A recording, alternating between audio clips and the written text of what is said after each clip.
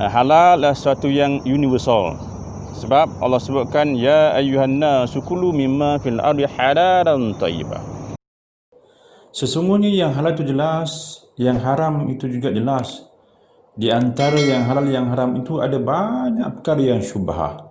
Ramai manusia yang tidak mengetahuinya. Assalamualaikum warahmatullahi wabarakatuh. Sementara menziarahi anak anda saya di Al-Usta ni, di singgah sementara di Masjid Al-Bukhari Al-Usta. Ada 2-3 isu yang orang WhatsApp pada saya tanyakan pandangan tentang logo halal, tentang logo halal yang warna Bumi Putra warna Islam warna lain, orang bukan Islam juga warna lain. Jadi sebenarnya isu ni isu yang lama jugalah. Saya tak mau nak mengulas, tapi oleh kerana ramai sangat yang tanyakan tentang pandangan saya sebagai orang kata orang lama dalam halal ni. Apa jua pun memanglah pada asasnya yang tak boleh ubah hanyalah Al-Quran dan As-Sunnah je. Yang lain tu boleh diubah, termasuklah tentang logo halal ini yang warna warna Islam untuk warna lain, contohnya untuk Islam warna hijau, orang bukan Islam warna kuning, sebagainya yang campur ya.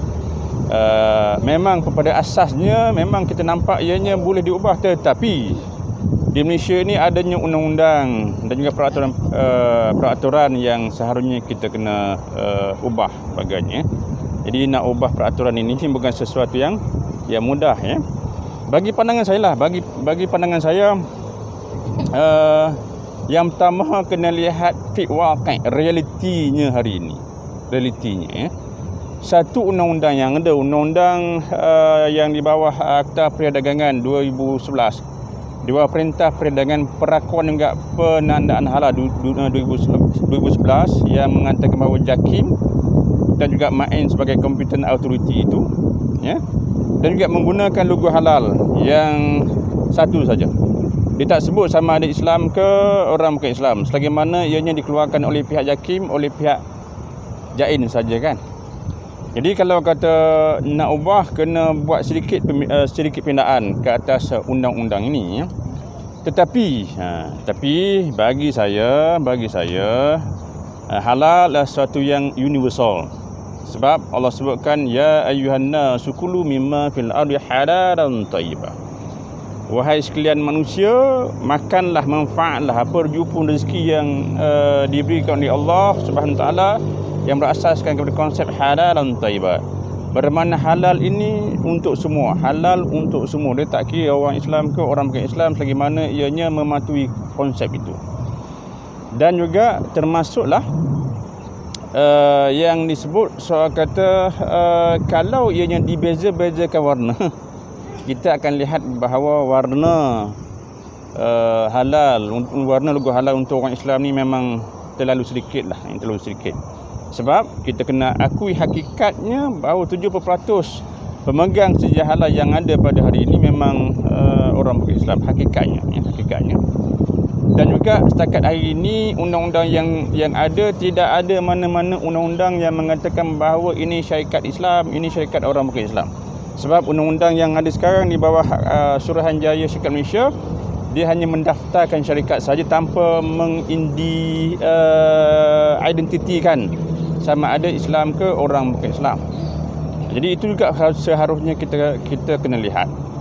Dan juga apatah lagi kalau kita nak ekspor produk ke luar negara, kita juga terikat dengan WTO sebagainya. Jadi banyak area lain yang seharusnya kita kena lihat, bukan hanya dari sudut Islam ke bukan Islam, dari sudut dunia luar juga lihat ya. Dan juga kena ambil kira juga bahawa halal ini sebagai dakwah bihal, dakwah kita nak menyebarkan halal juga ya. Cuma bagi saya perlu dipergiatkan, diperkukuhkan industri halal untuk orang Islam. Agenda Bumi Putra, agenda Muslim itu harus diperkasakan ya.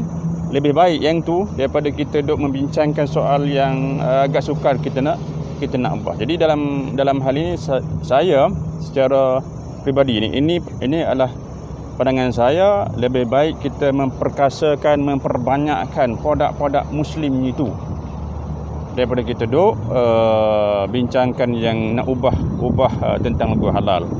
Ya, jadi kalau nak ubah logo halal, dia tak memberikan apa-apa kesan kepada ekonomi. Jadi nak membangunkan, nak membesarkan ekonomi orang Islam ni seharusnya kena memperbanyakkan, kena mempergiatkan, kena membumikan agenda Bumi Putra, agenda Islam itu sendiri. Jadi itulah pandangan saya lah. Jadi bagi saya lebih baik kita meneruskan kaedah logo halal yang ada dengan mengambil kira pembangunan industri halal untuk orang Islam itu sendiri. Itulah pandangan saya lah. Wallahu a'lam.